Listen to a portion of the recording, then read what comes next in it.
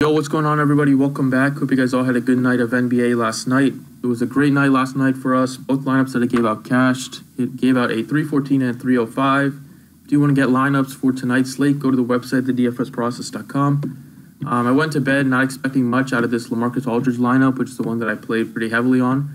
But Aldridge went off in the fourth, and Buddy Hield had a great second half. So we pulled through in both formats, so I'm super hyped about that.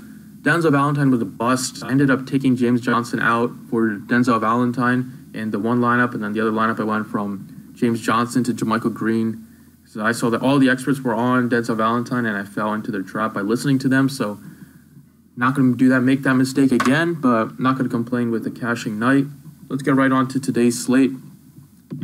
So we got a 6-game slate for Tuesday. Got another nice tournament on DraftKings, 180. Let's get right into the picks. Some nice plays. Yesterday's picks did pretty good, so if you guys did like those, if you guys did use those picks, please be sure to hit the like button. But at point guard, let's go with Jeff Teague again. At 6'4", price tag rose a bit, but not by much. He has 50-point upside. We saw it last game against Houston. Price tag is still too cheap without Jimmy Butler. It's a great matchup here against the Clippers, which should be a very fast-paced game. Playing at home in Minnesota. Game should stay pretty close. You know, the Clippers are going to bring their A game, trying to get a win to stay alive in the West. And he's done great against his team, averaging 36 in 3 meetings. 2 of those games were with Jimmy Butler.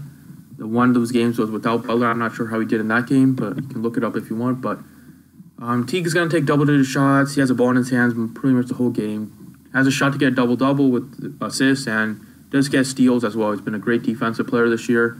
Clippers are pretty sloppy with the basketball. I mean, Austin Rivers, Teodosic, and Lou Williams do have a pretty nice high turnover rate, so I think T can rack up more steals. And at 6'4", with a guy that has 50-point upside, hard to ignore at that price tag. Let's go on shooting guard. Let's go with C.J. McCollum. McCollum's price took a big dip. I'm not really sure why. He's been performing. He's like a lock as a cash game play at this price tag. You can even play him in tournaments. He's under 7K now, but gets a great matchup against Houston. Probably going to be matched up against James Harden, which is great because Chris Paul is definitely the better defender of the two, and Paul is probably going to be locked in on Lillard. So it should open up McCollum to get more shots off. But lately, he's just been super consistent. You see him in the 30s every single game. And this month, he hasn't had a game under 30 DraftKings points this month. Upside is over 50. At home in Portland, he does do better. See 36 compared to 32. And he's averaging almost 40 DraftKings points in 2 games against the Rockets. 40 DraftKings points is over 6x value, so if you can do that again, that would be great. And at 67, it's just hard to ignore at that mid-range. A great play at that price tag. Another guy that we can't skip over is Taurean Prince, who's absolutely been smashing. Gets a tough matchup against the Jazz. This is the toughest matchup he's had. But, man, he's been looking crazy good. 53, 46, 46, 61 in his last 4 since Bazemore went out. Taking a ton of shots lately. I mean, he's on the road against Utah. I would not play him in cash games at that price tag. Probably just GPPs. Definitely GPP viable if you're going to do a Prince Schroeder stack. They've both been playing great since Bazemore has gone down. But at small forward, let's go with Josh Jackson at 6,300. TJ Warren is doubtful for this game. If TJ Warren gets upgraded later in the day, I will be off of Josh Jackson, but it looks like Warren is probably going to miss the game, and the Suns have no reason to rush him. They're out of the playoff contention. So Josh Jackson at 63 is probably going to just jump back into the starting lineup, play over 35 minutes in this one, and I'm really thinking this game stays close. Both teams have not been playing great basketball as of late. Pistons are coming off a win, but they are on a back-to-back. So I think the game will stay close, and it's a great game for the Suns. The Pistons have been playing at a faster pace, so the game should be played pretty fast up and down. And Josh Jackson has 50-point upside at 63. Once again, I love that price tag on him, especially if he's going to be trying to start. Very aggressive with the basketball, takes a lot of shots, and he does fill up all areas of the stat sheet. So 63, I like some Josh Jackson tonight. All right, at power forward, let's go with Jay Crowder at 4,600.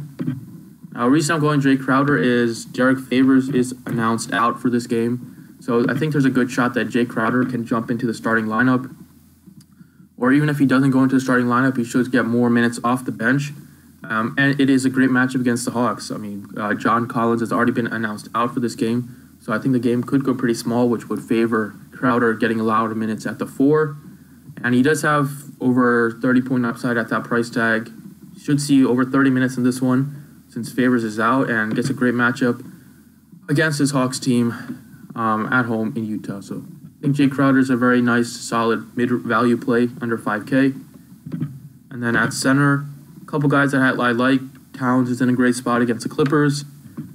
Blake Griffin at 85. I think he has 50-point upside in this one. He's a back-to-back though, but the Suns have just been dreadful.